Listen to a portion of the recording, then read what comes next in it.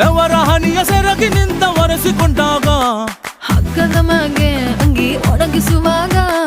ನಿನ್ನ ಮೈಯ ವಾಸನೆಯು ನೆನಪಾದಾಗ ಎರಡು ಕೈಯ ನೆತ್ತಿ ನೀನು ಜಡಿಸುತ್ತುವಾಗ ದಿಮ್ಮನಪ್ಪಿಕೊಂಡು ನಿದ್ದೆ ಮಾಡುವಾಗ ಸುಸ್ತಾಗೋಗಿ ನೀನು ಆಕಲಿಸುವಾಗ ಬತ್ತವಲ್ಲ ಫೀಲಿಂಗ್ಸು